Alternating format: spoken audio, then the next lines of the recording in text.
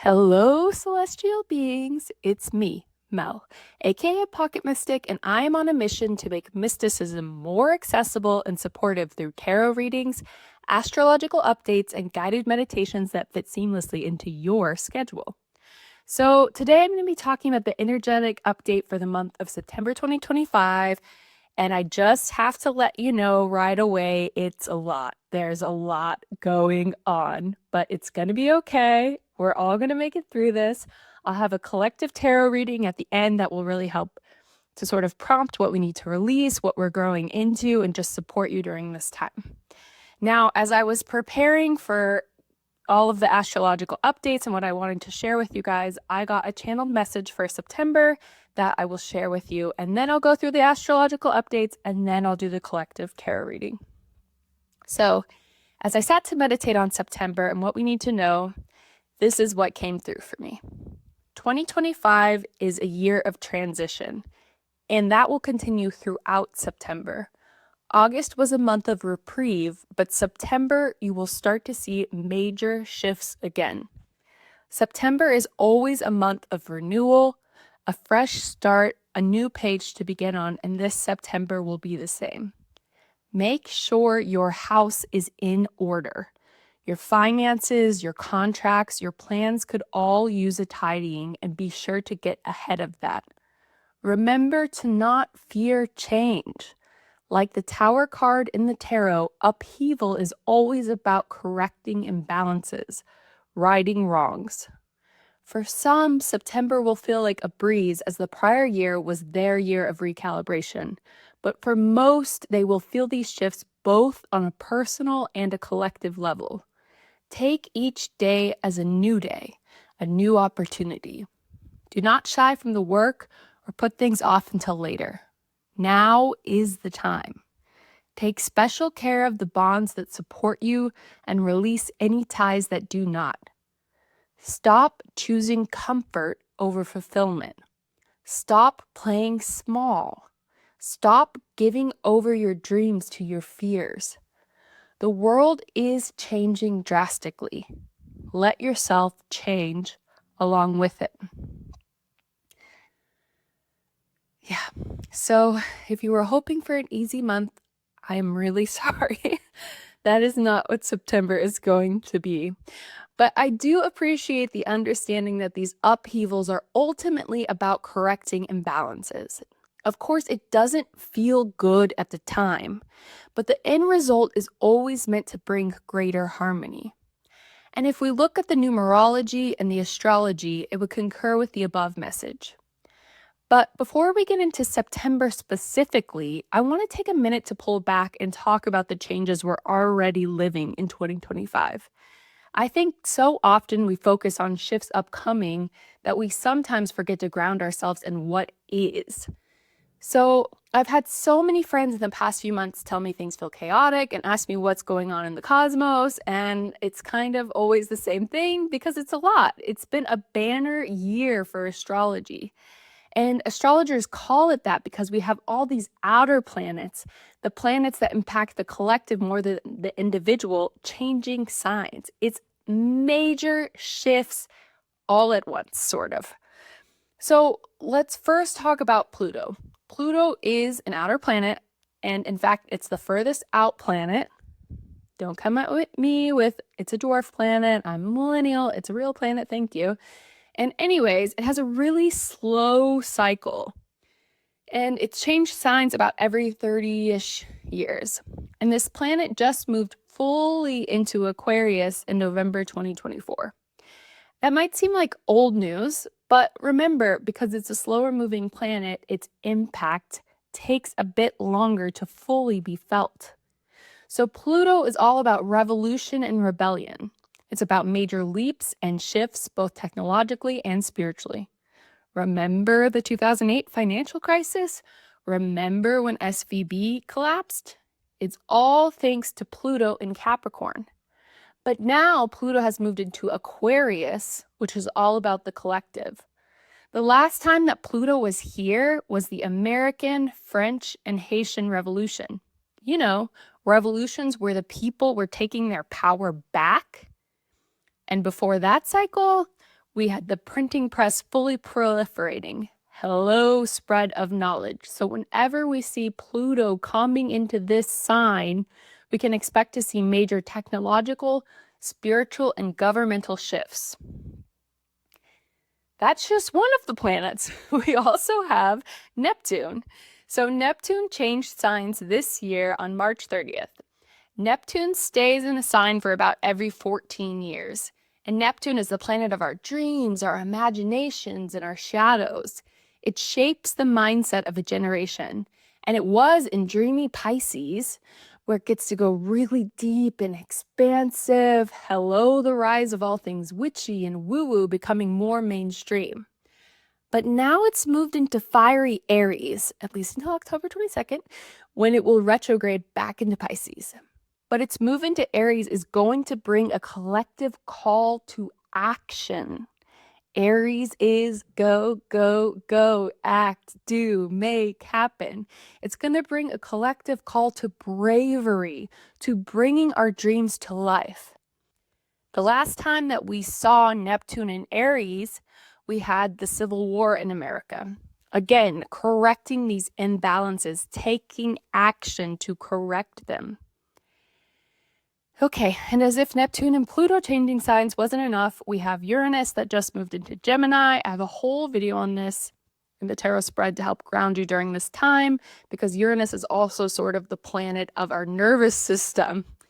But Uranus moves signs almost every 7 years, and it is the innovator planet. It has moved into Aries Gemini, where it is ready to innovate on communication and technology. Hello, AI. So the last few times we saw Uranus in Gemini, World War II. Then before that, it met up with Neptune in Aries for the Civil War. And before that, it met up with Pluto in Aquarius for the People's Revolutions. And let's not forget our social planet Saturn, which joined Neptune in Aries on May 24th, asking us to put our personal goals into action. So just remember, there is a lot going on right now. It is a big year. There are a lot of shifts. And September is only going to accelerate this because we're entering into the eclipse season. As I shared in the new moon in Virgo video, the new moon was the entryway into this energy, and it's going to keep ramping up in September. But I know sometimes when we hear this sort of astrological changes, major shifts, it can start to feel scary. But remember, the goal is always to bring that greater harmony. So now I'm going to try to just highlight some of the other astrological changes that we have in September, now that we have a baseline of where we're at. There's a lot, so I'm not going to cover everything. But on September 1st, Saturn will actually retrograde back into Pisces. So Saturn doesn't love dreamy Pisces because it's a planet about rules, structure, and discipline. And Pisces is a water sign that's about intuition, dreams, and the unseen. They don't really get along here. So you're likely to find that your desire for discipline, for going after your goals, for really doing anything might be slipping a bit during this time. And that's okay. And if your Saturn return was in Pisces, whatever reprieve you might have been feeling since May is likely to dissipate. I'm sorry. But if your Saturn return was in Aries, then you'll probably enjoy a little bit of a break here.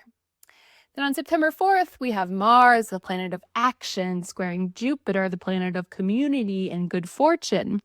This could ignite passionate momentum for your romantic life, your friendships, your goals, or even creative ventures. This is a really great day. And then on September 6th, we have Uranus moving into retrograde in Gemini. So it will eventually retrograde back into Taurus on November 8th, which will add a little bit of stability to our nervous systems. Thank you, universe. But for now, it means that things are likely to feel a bit wonky and unclear in terms of what progress looks like. Now, one of our main characters in September is the full moon eclipse in Pisces. I will do a full video on this, but this is really a time of releasing and surrendering. It's about emotional dissolving, letting go of our illusions and healing through compassion.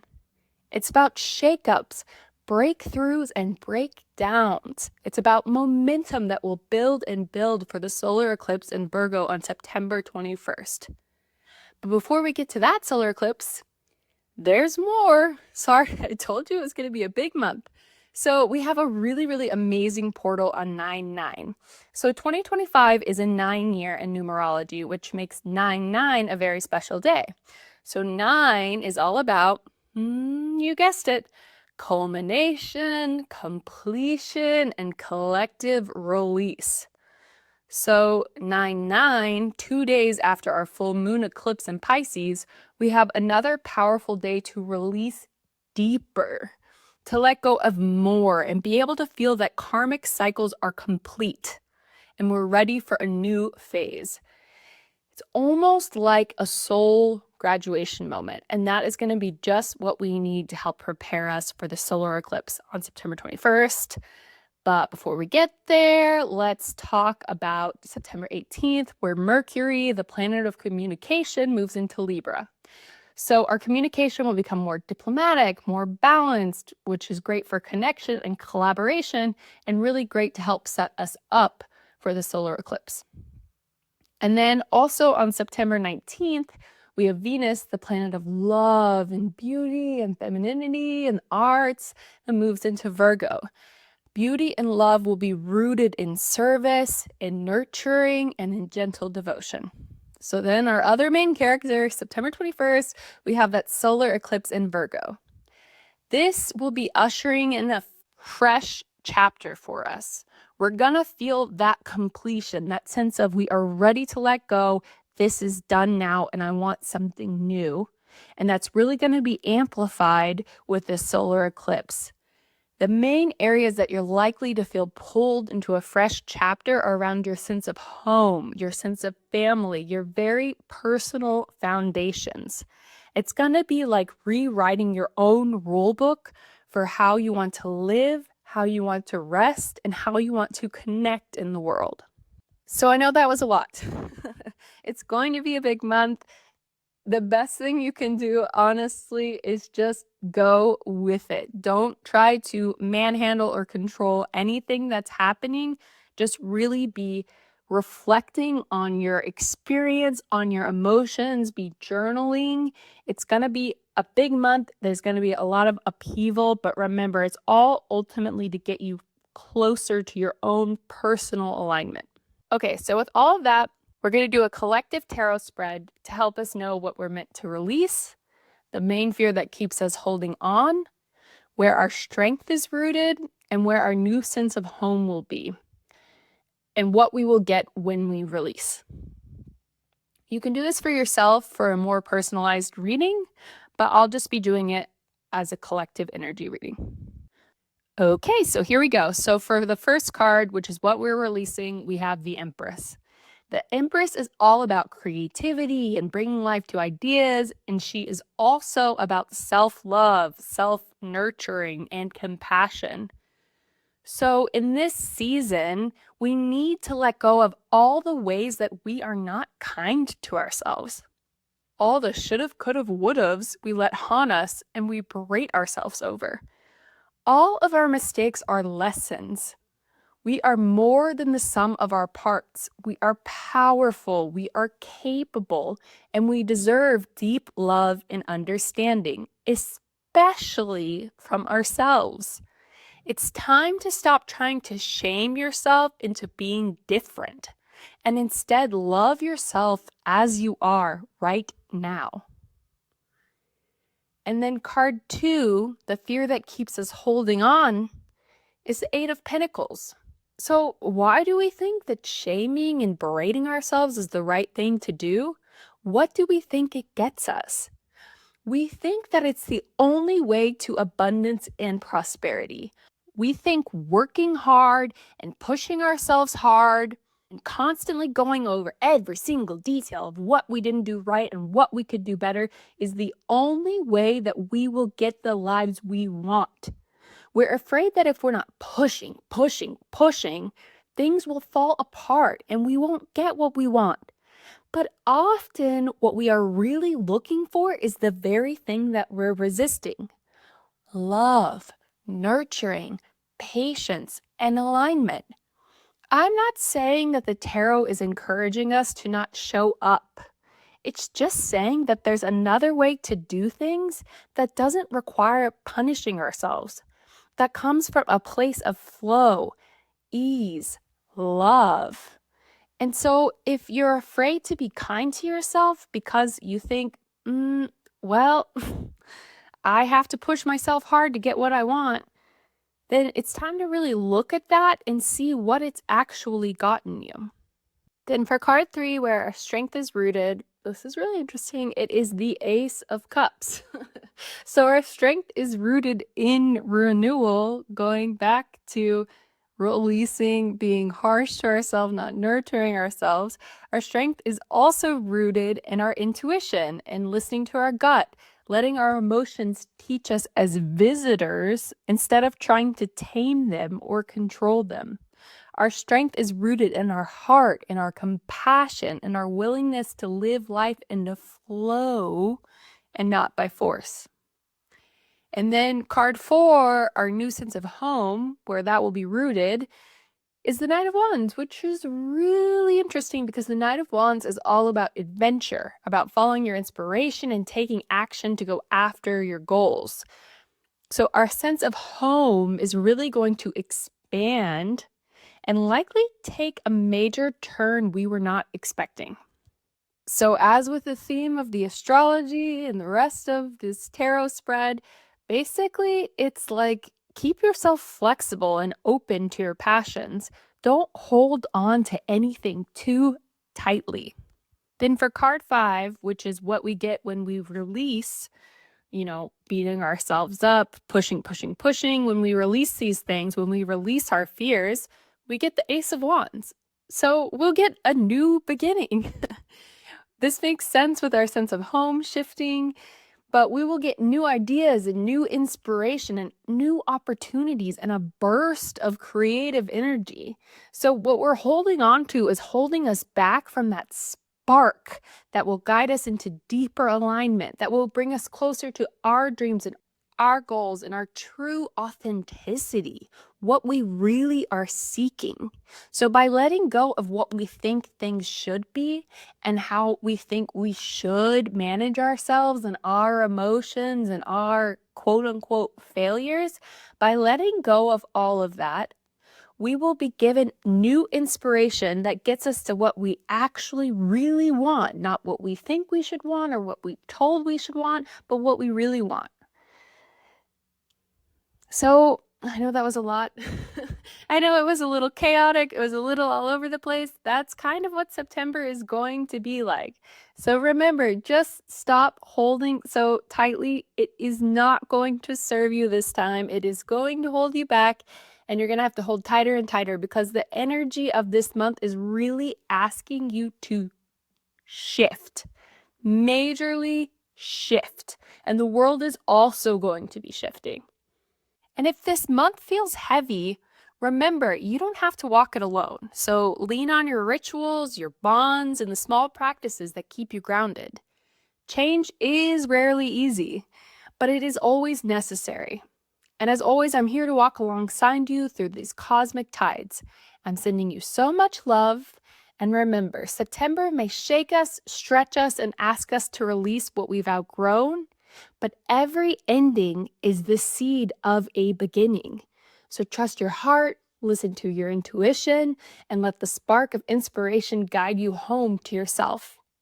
Until next time, keep shining, keep trusting, and keep weaving your magic into the world.